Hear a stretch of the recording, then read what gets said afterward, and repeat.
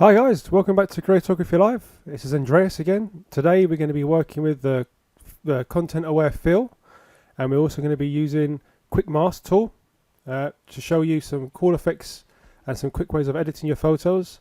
I'm also going to show you how I do some of my quick background tidy ups with some of my portrait shots using both methods. So let's dive straight in and I'll show you exactly what I do.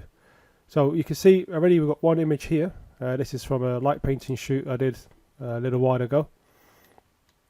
This was made with some homemade light sticks and a little bit of EL glow wire for the green at the front. Now, see, a lot of the time when you make selections, you see a lot of people that either you'd get your quick selection tool and you'll highlight areas and then you'll pick them. But if there's a small area you know you want to work on, and I'll pick something just at random quickly. So this is all done off the fly. I've not pre-planned this.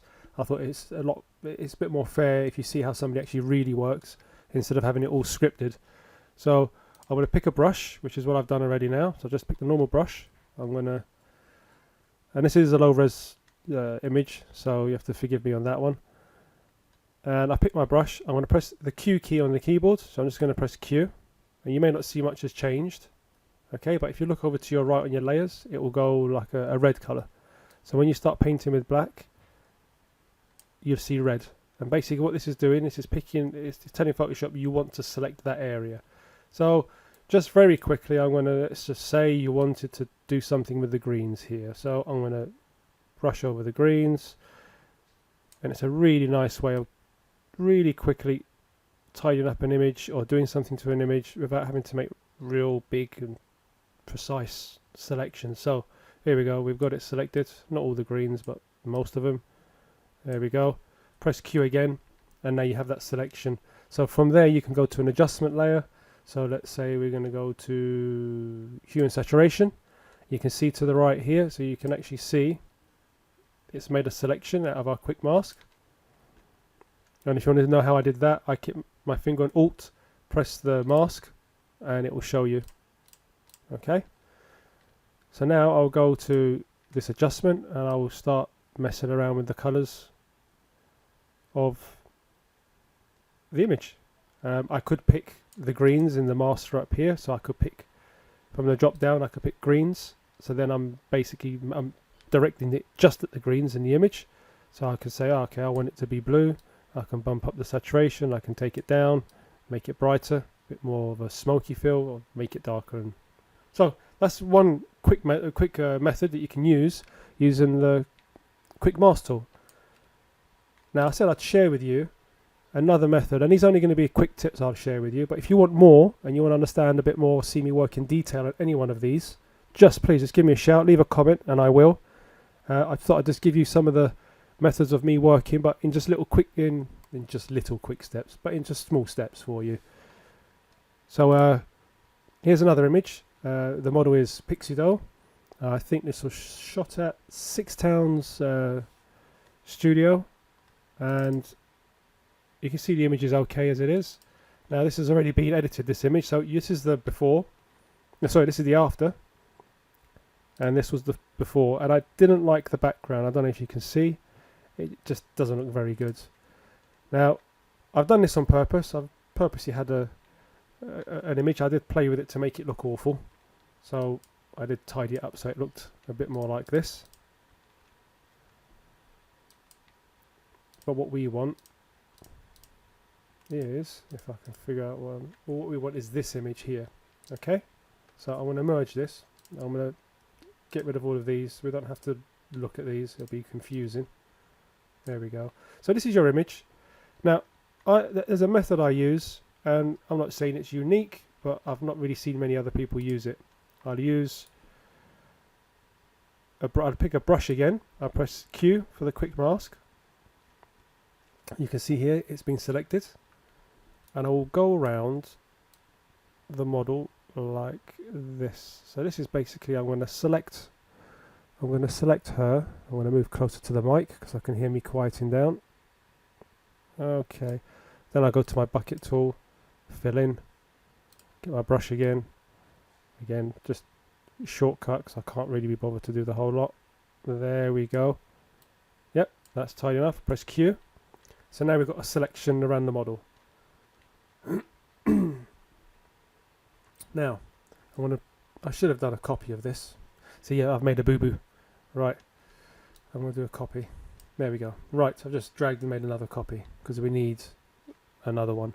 So what we're going to do from here, we're going to go to Edit. We're going to go to Fill. And then you can see up here you have a drop down. Make sure you pick Content Aware.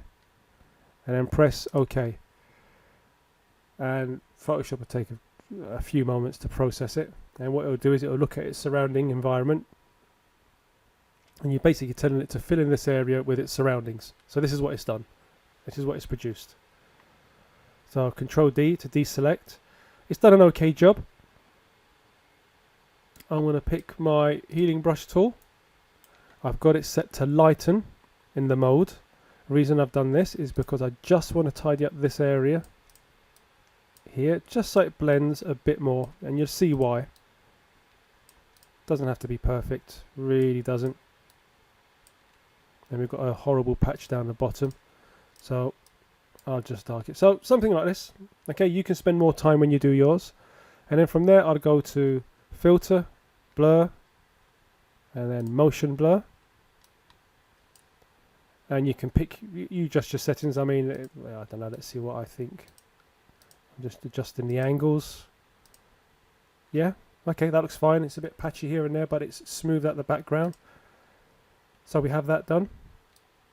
And now we have our model on top. So then what you can do, you can keep your finger on, well, we don't have to. We can press Layer Mask. So we have a white mask here. Pick black. And then we can just brush in and reveal. Sorry. There we go. That's fine, fine. Yep, fine. Oh, I've still picked the healing brush, so I apologise. And now we can start to brush in the blurred background that we've done.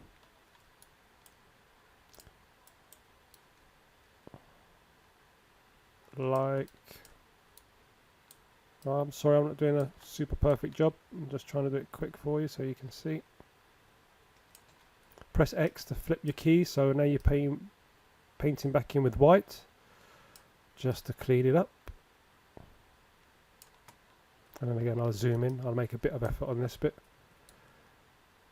and then we'll brush back in. There we go. Done. Okay. Oh no, it's a bit messy. Forgive me. You don't want to sit there watching me do this forever. I can feel my OCD kicking now. I want to try and finish it while I'm talking to you. But anyway, that's what you'll end up with. So you went from this original image. So if I go to my history, so this is what we have now. We went, and that was the original. So you can see the background wasn't great. There was blotchiness there, but it looks like this now. Now that's a nice quick way of doing the background. You will spend more time doing it than I will. If I'm to be honest, I made a bit of a mistake when I was showing you this, because the selection that we made around the model would be the same selection we would use, as you can see up here, as the layer mask.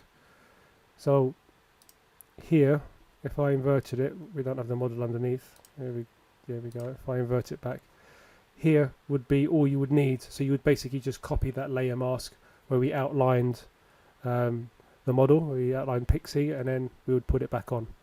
Anyway, I hope you found that kind of useful. I'm trying this one a bit more on the fly, and I'm a bit conscious because I've got the camera pointed in front of my face. So I hope you found that useful at some point. If I've made any mistakes, I'm not going to bother editing them out this time. So anyway, you have a good night, and I will catch up with you soon. Please do me a favour, subscribe for me, make a comment down below. Any suggestions, anything else you want me to try and cover, give me a challenge, and I'm more than happy to try and do it. Till next time, I'll see you later.